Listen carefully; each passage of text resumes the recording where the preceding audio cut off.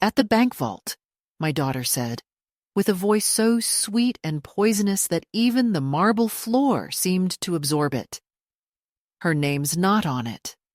As if I were a trespasser in a life I had paid for, with years of work, hunger, and the quiet sacrifices no one claps for. I remember the way the manager looked at me then, half apologetic, half cautious, holding the key in his palm as though it were a question he dared not answer aloud. But he handed it to me, slowly, deliberately, and in that movement, I felt something that had been taken from me for years. Recognition, authority, the weight of ownership, returned to my hands, with the cool shape of that small metal object. I am 78 now, my back curved with the long hours I once spent in kitchens and laundries, my hands swollen from arthritis that laughs at my attempts to open jars, my memory still sharp, though my daughter often pretends otherwise, as if each forgotten word were proof that I am dissolving, fading into the wallpaper of a house that once rang with my voice. I live alone, not because I chose loneliness as my companion, but because somewhere along the way, family became less a circle of belonging and more a courtroom where every gesture is evidence against you, every silence an admission of guilt. I live in a modest house on the edge of town, a place that still smells of my late husband's pipe tobacco if the windows are closed long enough, a place filled with chipped china, photographs that nobody visits to look at, and drawers where receipts from decades past curl yellow at the edges, whispering of a time when my signature meant something. It is strange how a single moment can cut across years of habit, how one sentence, sharp as a blade hidden in velvet, can tear open the fabric of an entire life. I have endured so many words meant to diminish me, sometimes from strangers who saw only my age, sometimes from neighbors who looked through me as though widowhood made me transparent. But the most wounding words have always come from those who shared my blood. My daughter, with her perfect posture and her clipped, managerial tone, has long mastered the art of erasure. She does not shout, she does not curse, she simply rearranges reality until I no longer appear in it, until my presence becomes an error to be corrected.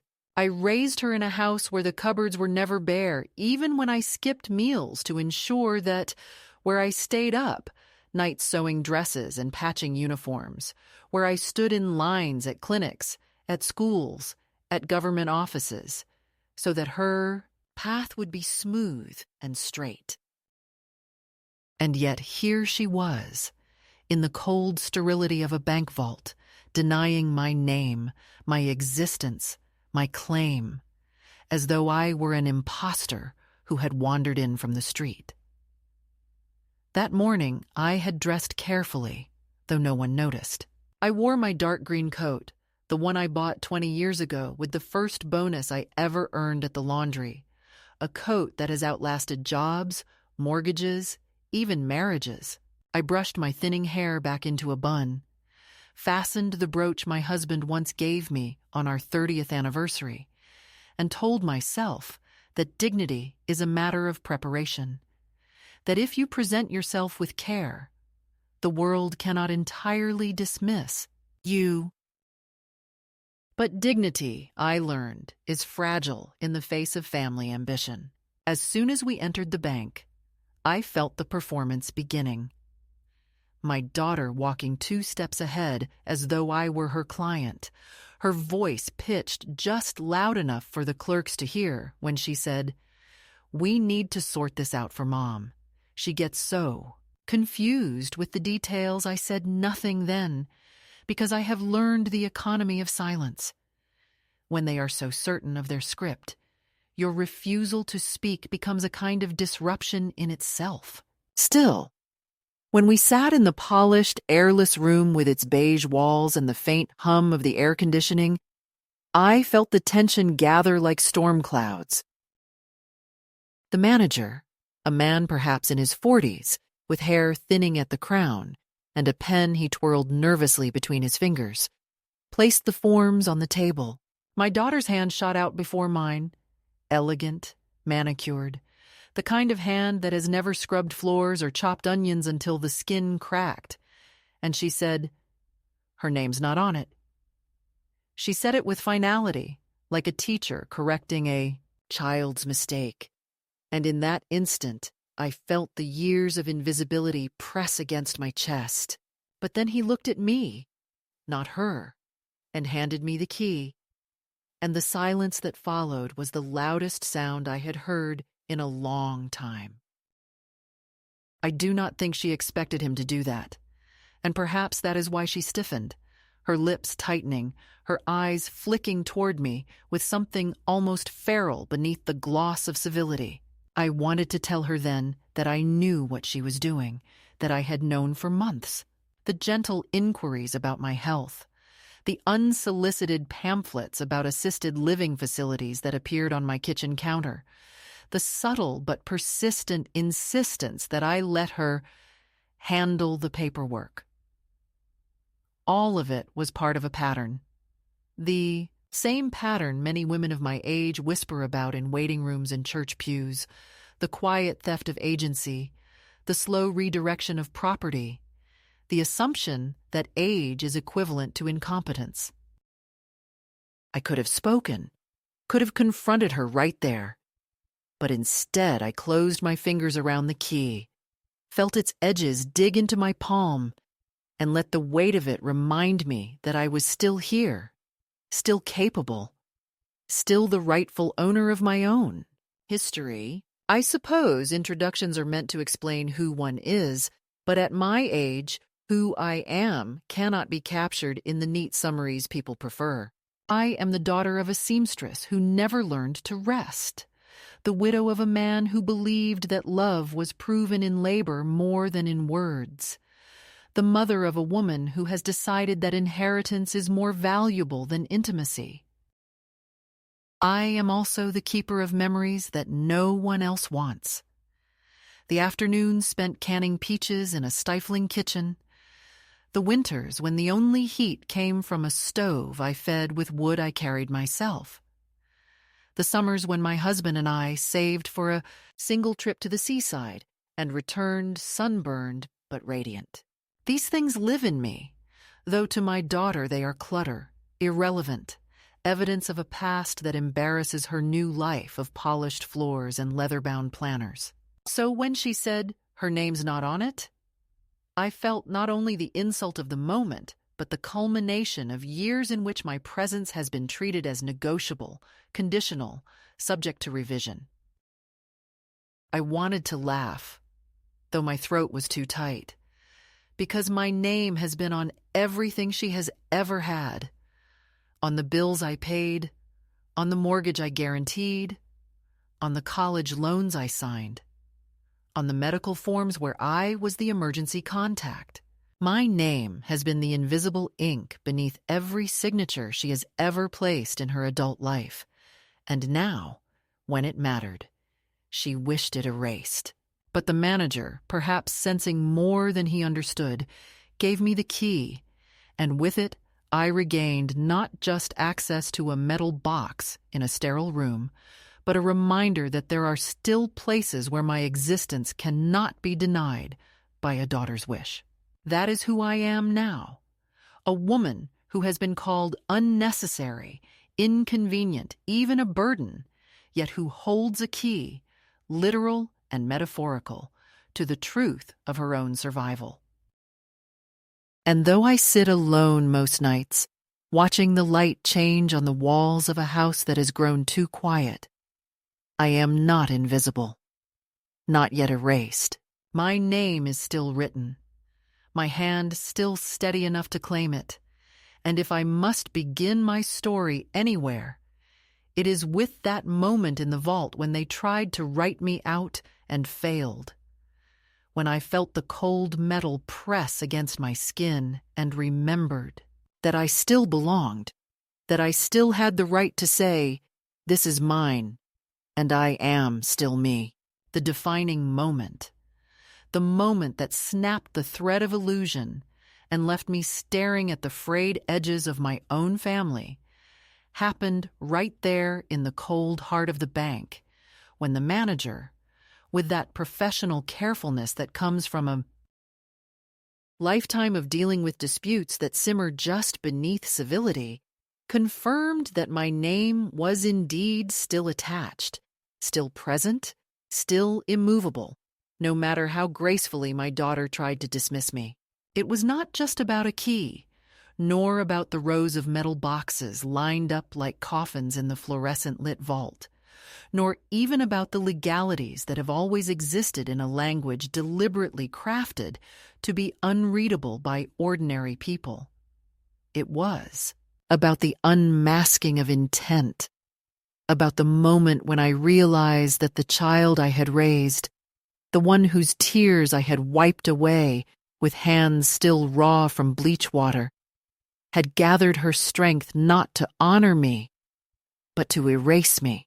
That realization did not strike me with fire or fury. It fell like ice, slow and numbing, a cold that spread from my chest to my fingers, until even holding that small key felt like clutching a shard of winter. For months, perhaps years, there had been signals that I chose not to name. The way she took over phone calls when the utilities sent confusing bills, the way she frowned when I insisted on balancing my checkbook with a pen and paper, the way she said, "Mom, you don't need to worry about these things anymore," as though worry were not the very fuel that had kept me alive through decades of uncertainty. I excused it as care, as clumsy love expressed in managerial tones, because I wanted to believe that the bond between us still contained some tenderness. But sitting in that sterile room, watching her lips tighten into a polite smile as she repeated to the manager that my name was not on the documents, I understood that this was not care. It was conquest. She wanted ownership, not partnership, and I was the obstacle to be smoothed away. I remember staring at her hands, those hands I once guided across a school desk when she struggled to form her letters, hands I once washed with warm water after she fell in the dirt, hands I held as she trembled through her first heartbreak. Those same hands now hovered over the papers like talons, tapping lightly in irritation when the manager shuffled through files and produced undeniable proof of my existence. There was a flicker in her eyes then, just for a moment, something like panic, but it was quickly buried under a layer of calm that only made me ache more. My daughter had become skilled at pretending that everything was under control, that she was merely protecting me, but the truth shimmered through her composure like cracks in porcelain. The box itself contained no glittering jewels, no secret fortune. It held documents that bore the traces of a life lived with effort and sacrifice. The deed to the house my husband and I bought with 20 years of scrimping, the insurance papers we argued over when money was tight, a few certificates of deposits that had quietly matured while no one paid attention, and letters. Yes, old letters. From my parents, yellowed and fragile, the handwriting fading, but still alive. These were not treasures in the world my daughter now inhabits, a world of investments, portfolios, and dinner parties where people brag about their wine collections. But for me, they were evidence that I had existed as more than a caretaker, more than a shadow. They were proof that I had worked, that I had saved, that I had left marks on paper and in stone that could not simply be erased with a wave of a daughter's dismissive hand. What made the moment unbearable was not the content of the box, but the contempt for it. When the manager slid it toward me and I pulled out the first envelope, my daughter leaned back in her chair and sighed audibly, as though my insistence on reading through the contents was a tedious indulgence. She glanced at her watch, tapped her foot, and finally said, "Mom, you don't need to go through all that. We'll take care of it." That "we" carried the weight of exclusion, the assumption that I was already displaced, that my role was ceremonial, a rubber stamp on decisions made in rooms I would never enter. It was in that moment that I saw not just her strategy, but her belief. She truly thought I was no longer entitled to the authority I had earned, that my age, my slowing body, my occasional forgetfulness had stripped me of the right to claim ownership of my own past. I should have shouted then, should have slammed my hand down and demanded respect, but instead I sat very still, feeling the anger coil inside me like a serpent waiting for the right moment to strike. I have never been a woman who wins battles by volume. I win them by endurance. My whole life has been proof of that, and I realized then that this too would be a matter of endurance, of outlasting the attempts to erase me. The catalyst was not her words alone, but the clarity they forced upon me. I was no longer simply neglected or taken for granted. I was under deliberate revision, being rewritten out of the story. What startled me most, though, was the familiarity of the betrayal. I had seen this before, not in her, but in others. In neighbors who placed their elderly parents in homes and visited only on holidays. In friends who confessed in whispers that their children were already dividing the furniture while they were still breathing. We do not speak of it openly, but there is a quiet epidemic of erasure, a cultural willingness to treat the old as inconvenient footnotes rather than as authors of the chapters that came before. In that bank, with its humming lights and polished counters, I realized that my daughter was not an exception, but a participant in a larger pattern. And that knowledge burned even more deeply than her personal betrayal. When we left, she walked briskly ahead of me, her heels striking the tile like punctuation marks on a declaration I had not consented to. She did not look back, did not slow her pace. And I, clutching the key in my coat pocket, followed silently, my breath shallow, my mind already rewriting the contours of our relationship. She thought she had won, that the documents and the vault and the manager's polite nods were trivial, that the narrative of control still belonged to her. But she did not understand what had shifted. I now knew without doubt that I could not trust her with my name, with my history, with my survival. That was the catalyst, the ignition of a fire that would smolder quietly but steadily, driving me to decisions I had never imagined making. It was not about greed or even about possessions. It was about existence itself, about refusing to be written out of the story of my own life. And as I stepped into the sunlight outside the bank, feeling the warmth on my face, I knew that something irreversible had occurred. The daughter I once trusted had revealed herself as my adversary, and though I had not yet spoken the words aloud, the battle lines were drawn, sharp and cold, in the silence between us. After that day in the bank, the change did not arrive like thunder or some grand confrontation that could be pointed to and remembered in a single frame. It came quietly, woven into the smallest gestures, the everyday words that slipped under the skin more easily than knives, the careful orchestration of absence, of being spoken over, spoken for, spoken about, as though I were no longer present in the room. My daughter did not need to storm at me or demand signatures with her voice raised. She only needed to cultivate an atmosphere in which my opinions became unnecessary, my decisions an inconvenience, my presence something to be managed like the dust that gathers on high shelves, visible only to those who bother to look and swiftly brushed away. She began by insisting on helping with my bills, offering to set up online banking, claiming that checks were outdated, that the stamps I still bought at the post office were a waste of money. At first I allowed her, thinking that this was modernity moving faster than my tired hands could keep up with. But soon I realized that each concession was a surrender. Each password I entrusted to her, another lock turned against me. When I asked to see the balances myself, she sighed, told me not to worry, told me everything was under control, and the words landed with the same chill as that afternoon in the vault. Under control, but not mine.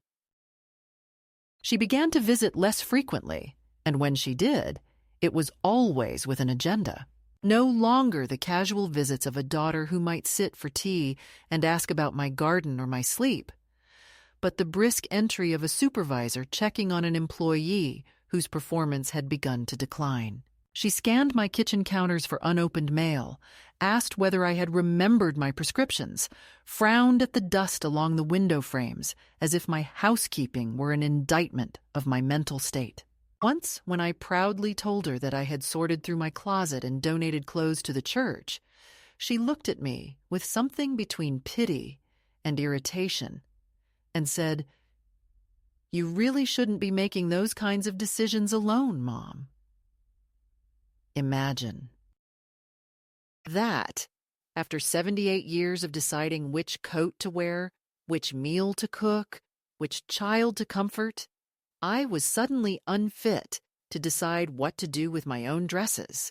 It was not the words themselves that gutted me, but the way they reduced me to a ward, a dependent, a person whose judgment had expired. The silence grew thicker between us. I stopped volunteering details of my days, stopped sharing the small triumphs of tending the hydrangeas or finishing a crossword without looking at the answers, because each revelation became material for her case against me. If I said I had been tired, she would suggest I needed help with errands. If I admitted to misplacing a letter, she would raise her eyebrows and murmur about memory loss. Even my laughter was sometimes treated as evidence of instability, as if joy at the wrong moment were a symptom to be catalogued. I began to feel as though I were living under observation, my life transcribed into some invisible file, where every weakness would be recorded until the argument for my removal became airtight. And there was the house, always the house, looming in every conversation like a shadow we pretended not to notice. "It's so much space for one person," she would remark casually, running her hand along the banister her father had varnished with his own hands. "And such a burden to maintain." Or, "The stairs must be hard on your knees, Mom. Wouldn't it be easier?" In a smaller place, maybe something managed? She spoke as though she were offering relief, but her eyes betrayed calculation, measuring square footage and market value, even as her lips formed the word care. I pretended not to hear, or responded with non-committal phrases, but inside, I felt the ground beneath me shifting. The home I had built with years of sweat and patience slowly recast as a liability. My attachment to it framed as stubbornness, selfishness even. The irony was unbearable. The same roof that had sheltered her childhood dreams was now an obstacle to her adult ambitions, and I was expected to relinquish it gracefully. The friends who used to visit me noticed nothing, for I did not confess. What could I say that my daughter, my only living child, was gently orchestrating my disappearance? People do not want to hear such things. They prefer the comforting narrative of children caring for their aging parents, not the truth that sometimes care is camouflage for conquest. So I smiled when they asked after her, repeated the phrases she herself used. "She's busy, but she looks out for me. She helps with the bills. She worries about me living alone." Each sentence tasted of ashes, but I told myself that silence was safer, that until I had decided how to act, It was better to let the world believe in the fiction of filial devotion. In the evenings, when the house settled into its quiet groans and I sat with the lamp casting a small pool of light on the carpet, I would take the key from my pocket and hold it in my hand, feeling its weight, its promise, its reminder that I was still tethered to something no one could take without my consent. That small piece of metal became my secret talisman, proof that I had not yet been erased. I did not tell her I kept it with me always, even when I slept. The coolness of it pressing against my skin through the fabric of my nightdress, like a pulse reminding me that resistance still beat within me.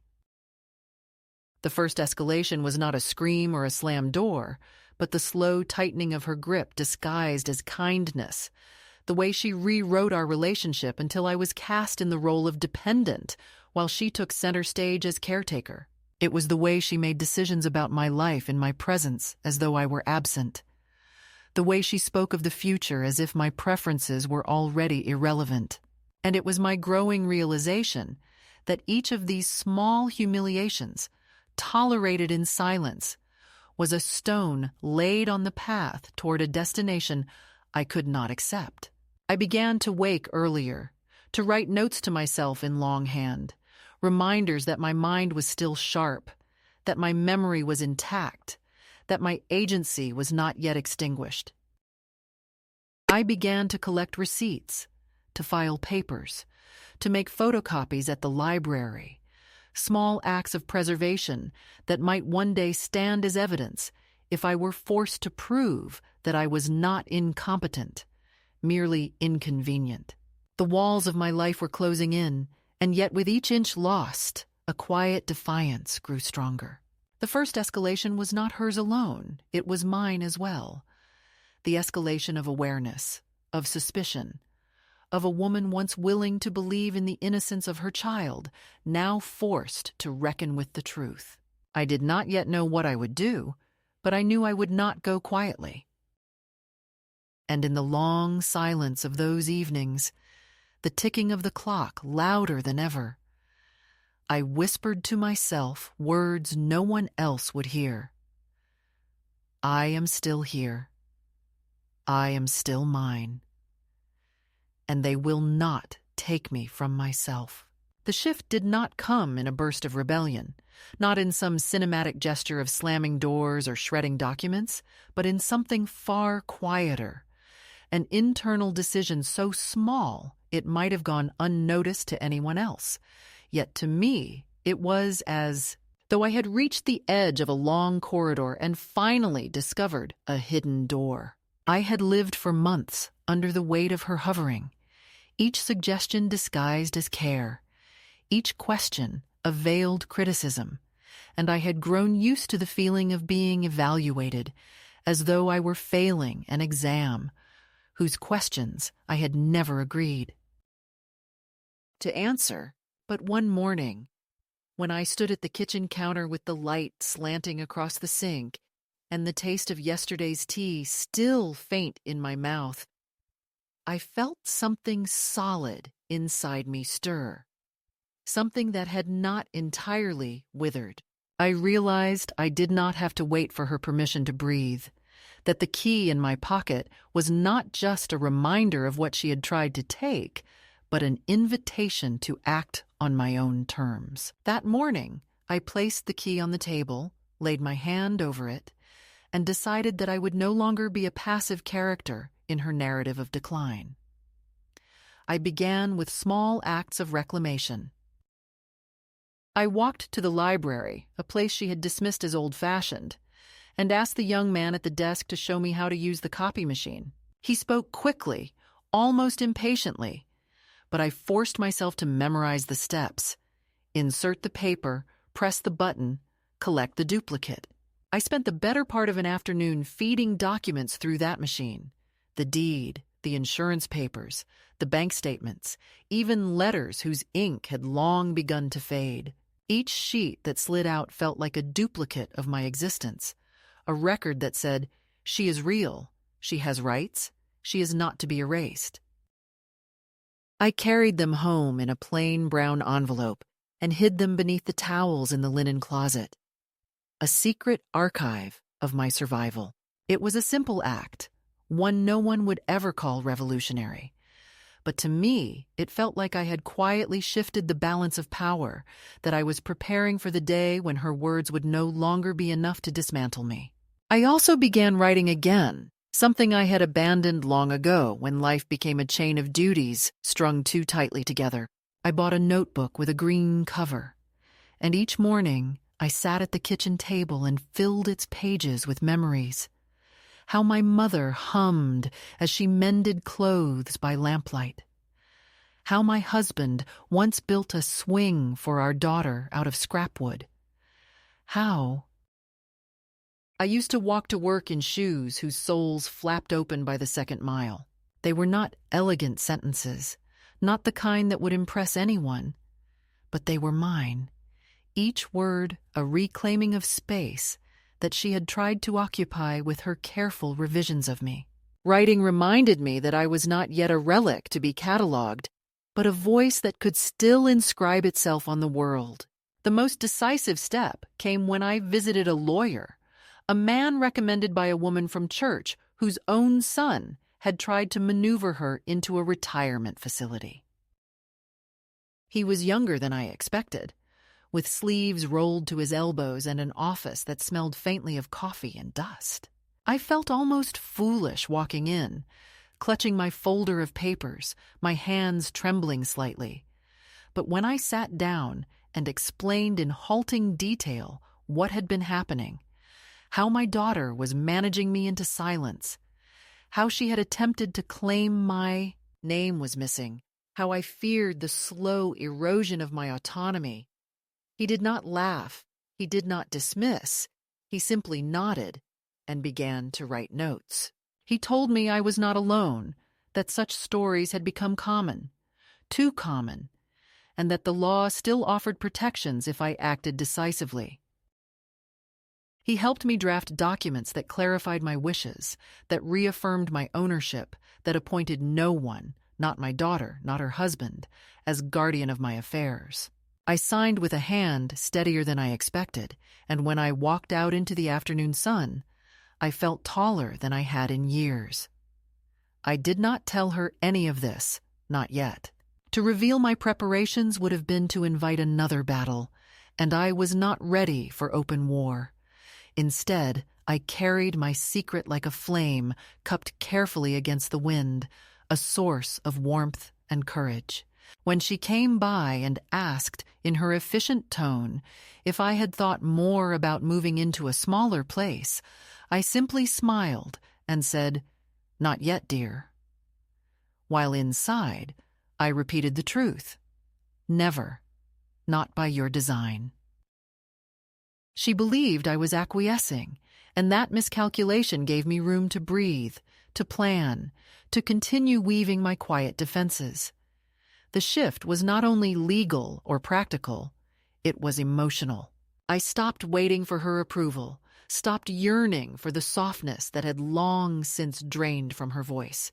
Instead, I looked for small joys that belonged only to me. The taste of strawberries I bought at the farmer's market. The warmth of a neighbor's dog pressing its head against my knee. The satisfaction of folding laundry in perfect squares. These were humble pleasures, but they were mine. And in claiming them, I reminded myself that I was still alive in ways she could neither grant nor revoke.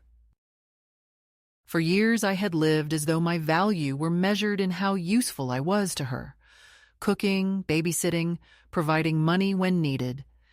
But now I began to imagine a value that did not depend on anyone's request. This was the midpoint of my story, though I did not know it then. The quiet turning of a woman who had been diminished into someone preparing to stand her ground. I was not yet free, not yet safe, but I had begun to act.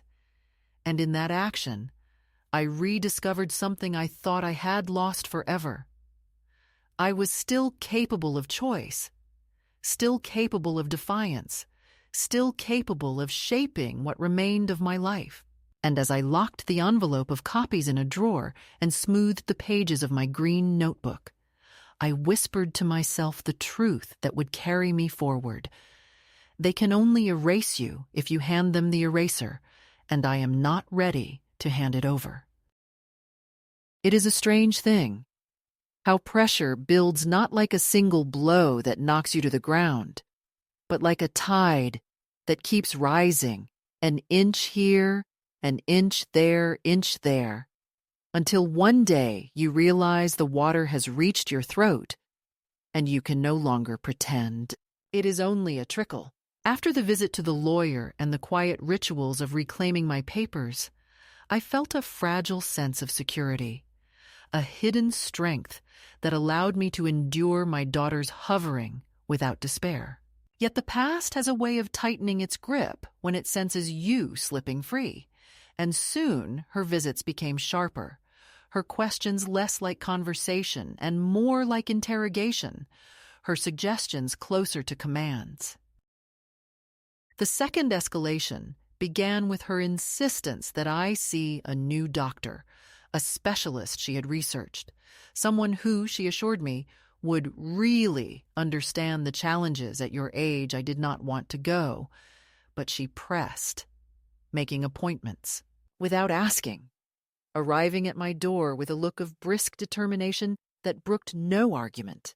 In the waiting room, she filled out the forms herself, writing her number as the emergency contact, her name where it asked for family representative, and when I tried to take the pen, she smiled tightly and said, "Don't worry, Mom. I've got this." The doctor was polite, even kind, but the questions carried an undertone I recognized. Did I ever forget where I put things? Did I feel anxious living alone? Did I sometimes get confused with dates? My daughter's voice floated into the silences, supplying examples I did not remember giving her. Small mistakes exaggerated into symptoms, pauses in conversation turned into evidence. I sat there, nodding mechanically, realizing that this was no innocent checkup, but a gathering of testimony, a slow accumulation of proof that would one day be used to declare me unfit. The doctor recommended further evaluations, and my daughter beamed as if she had secured a victory. I walked out of that office with my heart pounding, clutching my purse like a shield, and I knew that the walls were closing in faster than before. Then came the matter of the house, raised now not with casual remarks, but with urgency. She arrived one Sunday afternoon with brochures in her handbag, glossy pages displaying apartments in senior communities, all clean and bright, with smiling gray-haired couples playing cards or walking hand in hand down manicured paths. She laid them on my kitchen table, one after another, speaking of safety, of convenience, of peace of mind. I listened in silence, running my fingers along the photographs, thinking of how staged it all looked, how these smiling elders had likely been models paid for the afternoon, not residents living with the ache of displacement. When I said I was not interested, her face hardened. She told me I was being unreasonable, that the house was too large, too costly, too unsafe for someone in my condition. My condition? What a phrase, as though I were already an illness, a diagnosis, rather than a woman with a pulse and a name and decades of competence. She spoke of finances, of how repairs would only grow more expensive, of how I should think of the burden on her if something happened.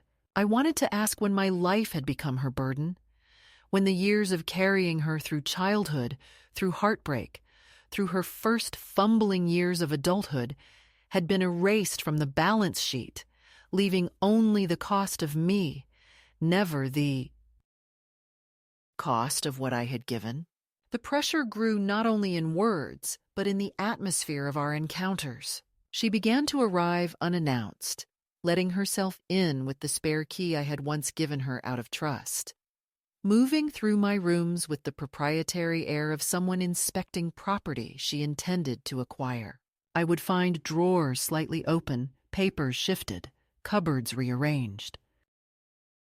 Once I discovered that a folder of receipts I had carefully organized was missing, only to find it later tucked in her handbag, returned without comment, as if it had simply slipped there by mistake. When I asked, she waved her hand, said she was only trying to help, that I should be grateful she was willing to shoulder the responsibility. Gratitude, she called it, as though surveillance and intrusion were gifts to be thanked for. And then there was the bank, the place where the first betrayal had shown its face. One morning, I received a call from the manager himself, his voice careful, formal, telling me that there had been inquiries about making changes to the account, that he could not proceed without my signature, but that he wanted to be sure I was aware. My daughter had tried again, quietly, behind my back.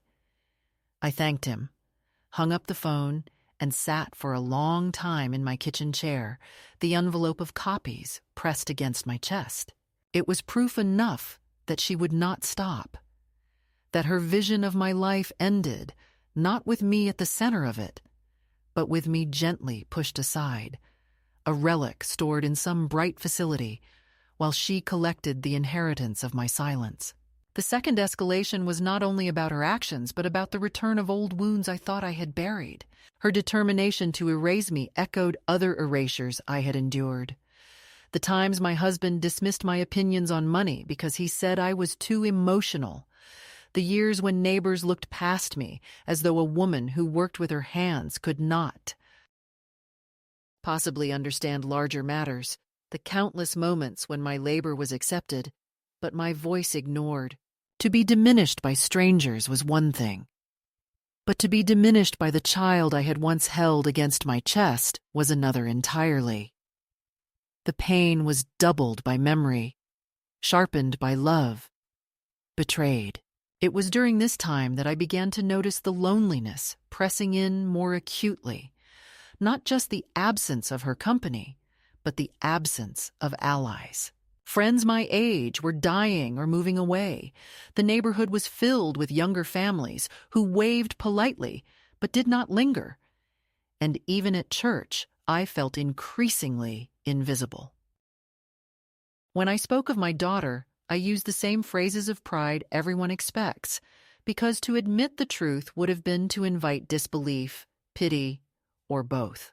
Yet one Sunday, after service, a woman I knew only slightly, a widow named Clara, sat beside me and, in a voice barely above a whisper, told me that her son had convinced her to sign over power of attorney, that he now controlled her accounts, and that she lived on an allowance like a child. Her eyes filled with tears, and I felt a shock of recognition. We were not anomalies. We were part of a pattern. That realization both terrified and steadied me, for it meant my instincts were not madness. They were survival. The pressure reached a climax the day she arrived with her husband. He had always been polite but distant with me, a man more comfortable in numbers than in people. And on that day, he entered my living room with the air of a negotiator rather than a son-in-law. They sat me down, flanking me on either side, and began to speak in practiced tones about responsibility, about safety, about the importance of planning. They suggested I sign a document granting them joint authority, just in case something happened. I listened, hands folded in my lap, heart pounding with the realization that this was no longer about hints or suggestions, but about direct pressure. When I asked to read the document, my daughter slid it toward me with a smile that did not reach her eyes. The language was dense, the kind of legal phrasing meant to intimidate, but I saw enough to know. It was a transfer of power, a quiet coup staged in the name of love. I did not sign. I told them I needed time, that my eyes were too tired, that I would look at it tomorrow. Their smiles tightened, and her husband's jaw clenched.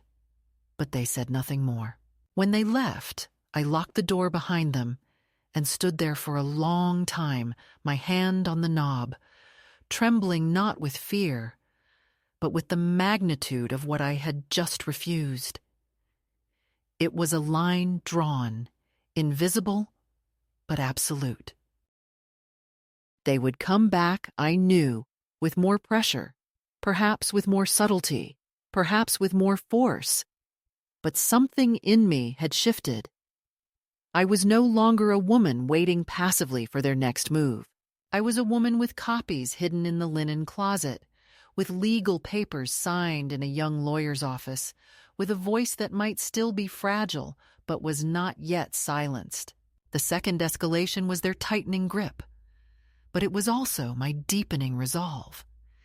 Each intrusion, each manipulation, each calculated word only confirmed that I had been right to prepare, right to distrust, right to hold that key close. The tide was rising fast, but I was learning to breathe in deeper gulps, to ready myself for the storm that was surely coming. And in the stillness of those evenings, when the shadows of the house stretched long and the clock ticked in steady defiance of their timetable, I whispered to myself again and again, I will not be erased. Not by them. Not by anyone. Not while my heart still remembers its own rhythm. The moment of decision did not arrive with fanfare. No dramatic music swelling in the background. No sudden burst of courage summoned from nowhere, but rather with the quiet certainty of a woman who has finally grown tired of being treated as a ghost in her own life. For months I had endured the insinuations, the staged conversations, the documents slid across my table with polite insistence, and I had played the role of the hesitant, the deferential, the one who still nodded as though she needed to be told what was best. But inside me the fire had been building, fed by each dismissal, by each attempt to make me smaller. And when the time came to act, I did not tremble. I did not second-guess myself. I simply moved as if guided by the accumulated strength of every year I had survived without their permission. It began with the vault, the same sterile room that had witnessed my humiliation months before, the place where my daughter had tried to erase me with a single sentence. I returned there alone, walking slowly but deliberately, the key warm from where I had kept it pressed against my skin. The manager looked startled to see me, perhaps expecting that I would always arrive under my daughter's watchful eye. But when I told him I wanted to empty the box entirely, to remove not just some contents, but all of them, his expression softened into something I can only describe as respect. He did not question me. He did not ask for anyone else's approval. He simply unlocked the chamber and slid the box toward me. I lifted out every envelope, every paper, every relic of a life lived in labor and perseverance, and I placed them in a canvas bag I had brought. My hands shook not from weakness, but from the immensity of the act, from the knowledge that with each folded document I reclaimed, I was severing the last threads of their control. When I left the bank, the weight of that bag on my shoulder felt lighter than air, as though I carried not burdens, but wings. From there, I went straight to another bank, one across town where my daughter had never set foot, and with the guidance of a clerk whose kindness I will never forget, I opened a new account and a new safe deposit box in my name alone. No shared signatures, no joint authority, no secret inquiries possible. As I placed my documents inside, I felt as though I were laying bricks in the foundation of a fortress built for one. When the clerk handed me the new key, I closed my hand around it with a strength that surprised even me, and I thought of how my daughter's face would tighten if she knew, how her carefully woven plan had unraveled without her even seeing the threads. Come loose. But the act did not end with the vault, for paper and keys alone could not restore what had been taken from me. I went back to the lawyer, and this time I did not come as a frightened woman clutching evidence of betrayal, but as a client with a clear demand. We drafted a new will, one that removed my daughter entirely, that left what little I had not to the one who had schemed for it, but to the grandson who had once sat with me in the garden building birdhouses, to a local library that had given me refuge in afternoons of silence, to a women's shelter that might one day protect someone else from the slow violence of erasure. Signing those papers felt like sealing a chapter, like stitching closed a wound that had bled for too long. The lawyer looked at me carefully, asked if I was certain, and I told him with a steadiness that surprised even my own ears, I have never been more certain of anything. That evening, when the house was quiet and the street outside glowed faintly, with the orange wash of the lamps, I sat at my kitchen table and wrote a letter, not to my daughter who had forfeited the right to explanations, but to her lawyer, the man she had once sent to question me under the guise of concern. My words were formal, perhaps even cold, but they carried the authority of someone who had finally remembered her own power. I declared myself of sound mind, in a safe environment, acting under no duress, and I informed him that any further attempts to interfere with my affairs would be considered harassment and dealt with accordingly. I signed my name with a flourish I had not used in years, folded the paper, and sealed it in an envelope addressed with deliberate precision. Dropping it into the mailbox the next morning, I felt as though I were releasing a bird that had been caged too long.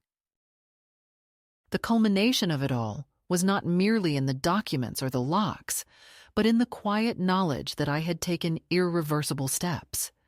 No plea, no apology, no performance of tears could undo what I had set in motion. For the first time in years, perhaps decades, I was not waiting for someone else to decide what happened to me. I had made choices, final choices, and they would stand. And as I walked back from the post office, the autumn air sharp in my lungs, I realized that freedom does not always announce itself with fanfare.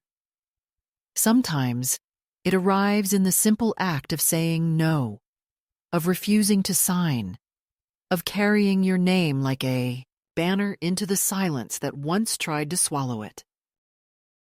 The climax of my story was not loud, not violent, not even visible to those who thought they held the reins. It was in the steady movement of my pen, in the firm clasp of my hand around a new key, in the determined steps of my feet, carrying me away from their reach.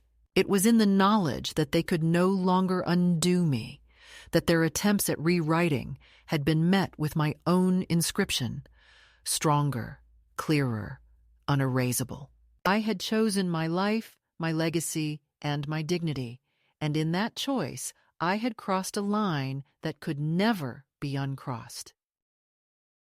When the storm of it all had finally passed, when the papers were signed and the keys to the old vault lay useless in a drawer far from her reach, I felt a stillness return to my life that I had not known in many years. It was not the kind of stillness that comes from emptiness or defeat, but the kind that arrives after a long labor, when the work has been done and the body sinks into the chair with a mixture of exhaustion and pride.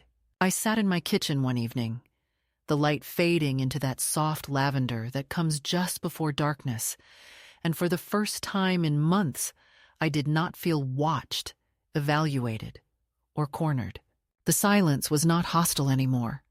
It was mine, filled with the steady ticking of the clock, the scent of soup simmering on the stove, the faint rustle of leaves against the window. Everything ordinary had become precious again, because it was untouched, unclaimed, unmonitored. My daughter called less often after that, her tone clipped, her visits rare, and though once I would have wept at that distance, now I accepted it as the consequence of truth. I no longer expected her voice to soften or her heart to bend back toward me. She had made her choices, and I had made mine, and the bond between us was no longer one of dependence or illusion, but simply of blood, a fact like eye color or the shape of a hand, not something to be confused with love. I discovered, to my own surprise, that I did not crumble without her attention. Rather, I grew steadier, stronger, as though freed from the constant pressure of her judgment. I found companionship instead in smaller places. The smile of the librarian when I returned books early, the way a neighbor pressed a jar of homemade jam into my hands, the letters I began to exchange with Clara, the widow from church, who understood. Without explanation, the quiet violence of being diminished by those who were supposed to protect you. The house, once a site of tension, returned to being a sanctuary. I polished the banister my husband had varnished so long ago, not because anyone demanded it, but because I wanted to see it gleam in the afternoon light. I cooked only what I desired, sometimes nothing more than toast and tea, and I sat at the table without worrying whether my choices would be judged as careless or insufficient. I planted bulbs in the garden, not for the next season but for the one after, a gesture of defiance against the narrative that my future was already over. Each small act of care for my home felt like a declaration. I am still here. I am still capable of tending, of preparing, of imagining time ahead. In quieter hours, I would take out the green notebook and continue to write, not with the urgency of defense, but with the calm rhythm of someone preserving herself on her own terms. Page after page filled with memory and reflection, and though no one may ever read them, the act itself was enough. My words became a way of inscribing myself into permanence, of resisting the erasure that had once seemed inevitable. Some nights I would read back over the lines and see not just the record of a life, but the trace of a woman who had chosen to stand, to resist, to claim her place in the story she had authored from the beginning. I do not pretend that everything is healed. The ache of betrayal lingers, sharp as the pain in my joints when rain is coming. And sometimes when I hear her voice, I remember too vividly the moment she said, "Her name's not on it," as if I were already gone. But alongside that ache, there is peace. The peace of knowing that her attempt to erase me failed, that I did not go quietly into the shadow she tried to cast. I hold the new key close, not as a symbol of possession, but as a reminder of choice, of the fact that my life, though nearing its dusk, still belongs to me. And so, if I were to leave a message for another woman who finds herself in the same position, who hears in her own home the whispers of dismissal, the gentle but relentless pressure to surrender, it would be this: do not mistake silence for safety. Do not believe the story that you are already fading. Your name is still yours, your voice still matters, your hands still hold more strength than they want you to believe. Even if all you can do is copy a paper, sign your name, or hide a key in your pocket, do it. For each act is a thread in the fabric of your dignity, and without those threads, the world will unravel you before your time. Now, when I sit at the window in the late afternoon and the light falls across the photographs on the wall, I do not flinch at the thought of what has been lost. I see instead what remains, the laughter captured in those faces, the house that still echoes with memory, the steady beat of my own heart refusing to yield. I am 78. I am alone, but I am not erased, not forgotten, not surrendered. And when the final chapter of my life is written, it will be in my own handwriting, with my own name inscribed firmly at the bottom, as it always should have been.